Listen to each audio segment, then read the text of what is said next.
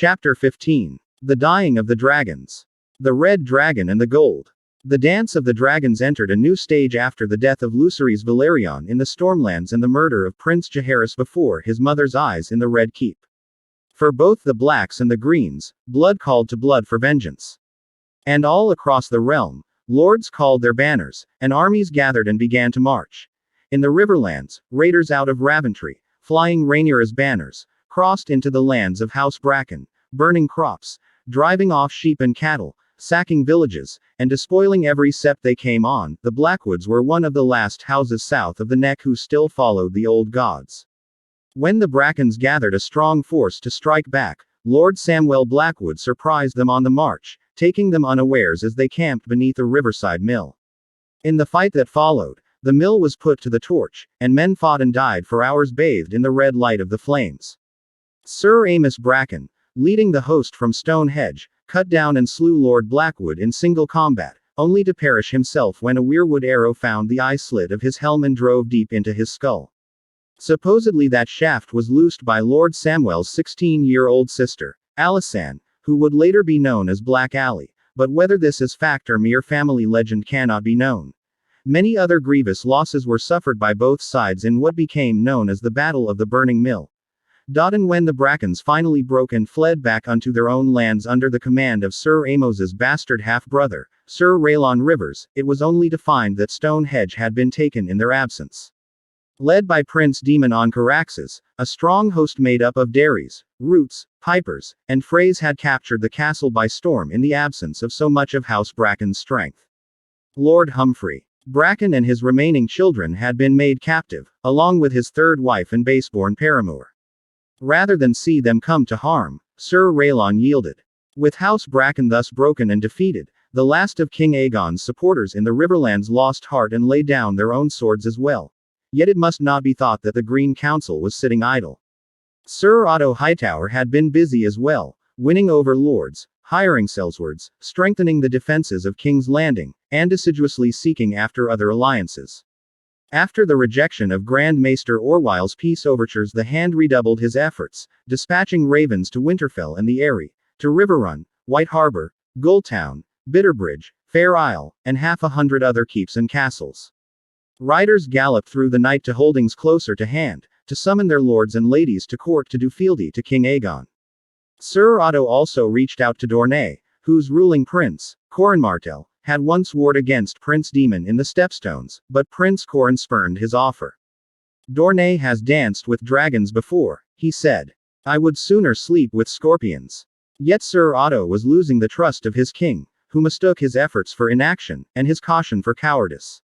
Septon Eustace tells us of one occasion when Aegon entered the Tower of the Hand and found Sir Otto writing another letter, whereupon he knocked the inkpot into his grandsire's lap, declaring, "Thrones are won with swords, not quills. Spill blood, not ink." The fall of Harrenhal to Prince Daemon came as a great shock to his grace, Monken tells us. Until that moment, Aegon too had believed his half-sister's cause to be hopeless. Harrenhal left his grace feeling vulnerable for the first time. The subsequent defeats at the Burning Mill and Stonehenge came as further blows, and made the king realize that his situation was more perilous than it had seemed. These fears deepened as ravens returned from the Reach, where the Greens had believed themselves strongest. House Hightower and Aldtown were solidly behind King Aegon, and his grace had the arbor too. But elsewhere in the south, other lords were declaring for Rhaenyra, amongst them Lord Costain of Three Towers, Lord Mulendor of Uplands, Lord Tarley of Hornhill, Lord Rowan of Goldengrove, and Lord Grim of Greyshield. Loudest amongst these traitors was Sir Alan Beesbury, Lord Lyman's heir, who was demanding the release of his grandsire from the dungeon, where most believed the former Master of Coin to be confined. Faced with such a clamor from their own bannermen, the Castellan, steward, and mother of the young Lord Tyrell of Highgarden, acting as regents for the boy, suddenly thought better of their support for King Aegon, and decided House Tyrell would take no part in this struggle. King Aegon began to drown his fears in strong wine, Septon Eustace tells us. Sir Otto sent word to his nephew, Lord Ormond Hightower, beseeching him to use the power of Aldtown to put down this rash of rebellions in the Reach. Other blows followed: the Vale, White Harbor, Winterfell. The Blackwoods and the other riverlords streamed toward Harrenhal and Prince Daemon's banners. The sea snake's fleets closed Blackwater Bay, and every morning King Aegon had merchants whining at him. His Grace had no answer for their complaints, beyond another cup of strong wine. Do something, he demanded of Sir Otto. The Hand assured him that something was being done. He had hatched a plan to break the Valyrian blockade. One of the chief pillars of support for Rhaenyra's claim was her consort, yet Prince Daemon represented one of her greatest weaknesses as well. The prince had made more foes than friends during the course of his adventures. Sir Otto Hightower, who had been amongst the first of those foes, reached across the narrow sea to another of the prince's enemies, the Kingdom of the Three Daughters. By itself, the royal fleet lacked the strength to break the sea snake's chokehold on the gullet, and King Aegon's overtures to Dalton Greyjoy of Pike had thus far failed to win the Iron Islands to his side. The combined fleets of Tyrosh, Lee, and Myr would be more than a match for the Valyrians, however. Sir Otto sent word to the Magisters, promising exclusive trading rights at King's Landing if they would clear the gullet of the sea snake's ships and open the sea lanes once again. To add savor to the stew, he also promised to cede the stepstones to the Three Daughters, though in truth the Iron Throne had never claimed those isles. The Triarchy was never quick to move, however. Lacking a true king, all important decisions in this three-headed kingdom were decided by the High Council. 11 magisters from each city made up its membership, every man of them intent on demonstrating his own sagacity, shrewdness, and importance, and winning every possible advantage for his own city. Grand Maester Graydon, who wrote the definitive history of the Kingdom of the Three Daughters 50 years later, described it as 33 horses, each pulling in his own direction. Even issues as timely as war, peace, and alliance were subject to endless debate. And the High Council was not even in session when Sir Otto's envoys arrived. The delay did not sit well with the young king. Aegon too had run short of patience with his grandfather's prevarications.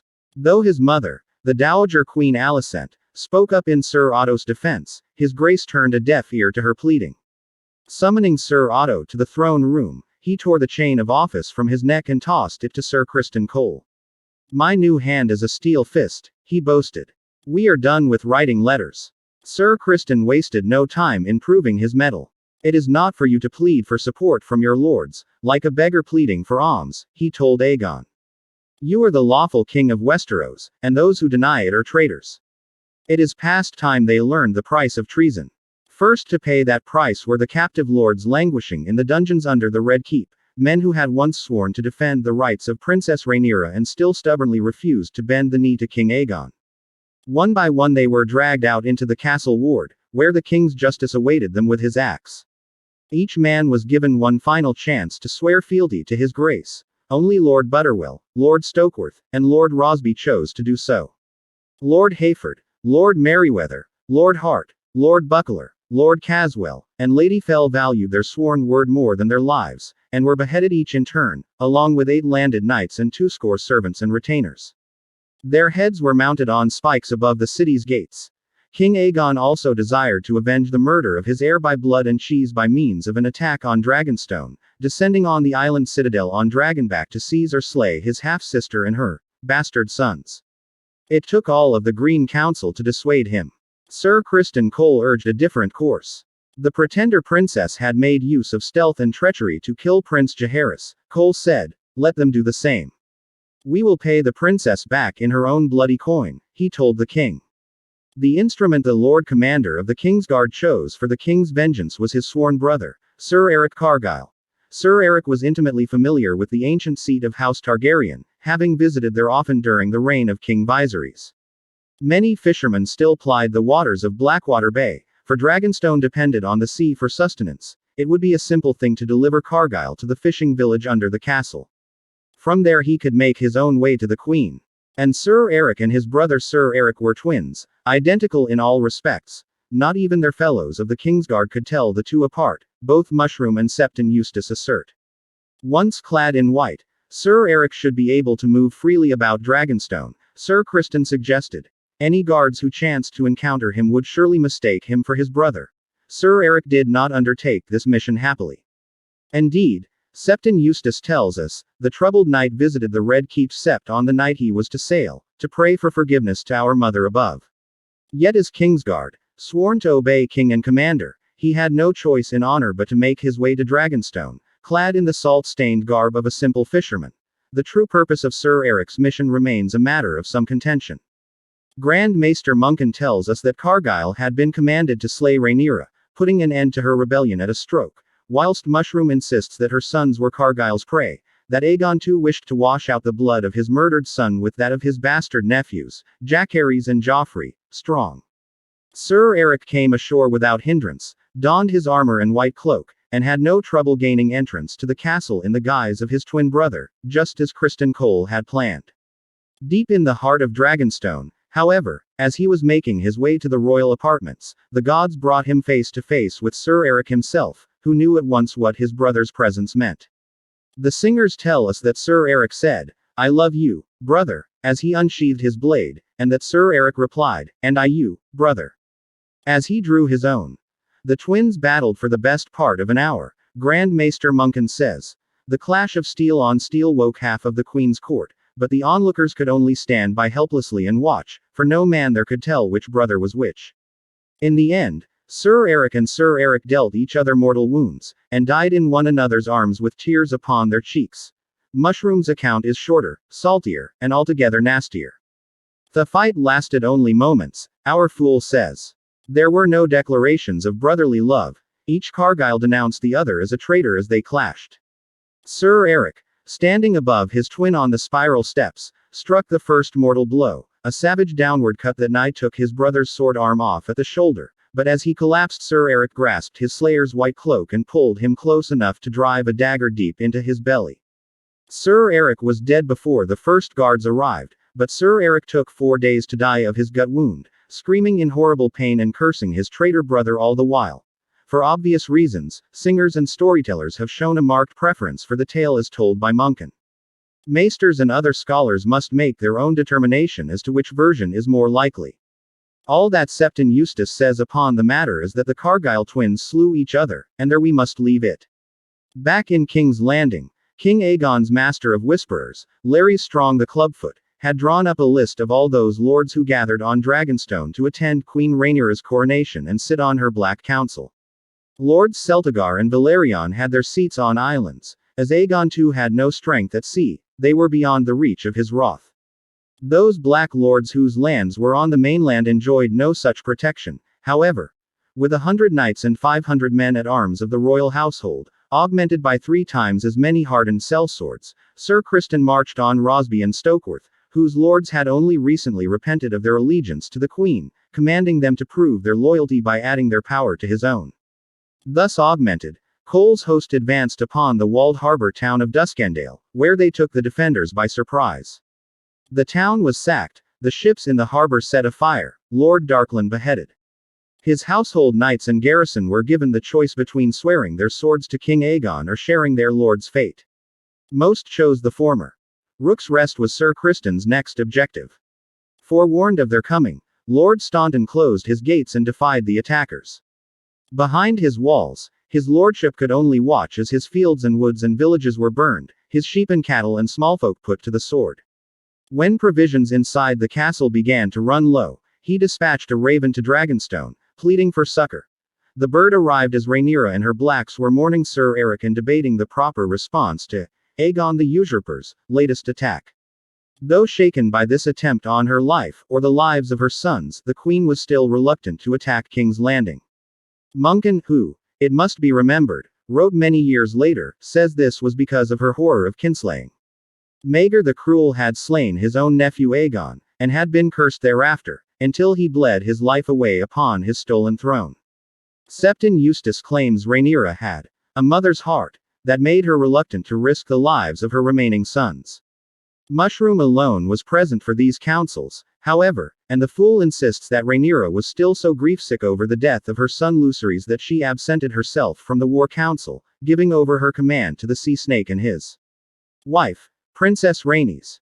Here Mushroom's version seems most likely, for we know that 9 days after Lord Staunton dispatched his plea for help, the sound of leathern wings was heard across the sea, and the dragon Melis appeared above Rook's Rest. The Red Queen, she was called, for the scarlet scales that covered her. The membranes of her wings were pink, her crest, horns, and claws bright as copper. And on her back, in steel and copper armor that flashed in the sun, rode Rhaenys Targaryen, the queen who never was. Sir Criston Cole was not dismayed. Aegon's hand had expected this, counted on it. Drums beat out a command, and archers rushed forward, longbowmen and crossbowmen both, filling the air with arrows and quarrels.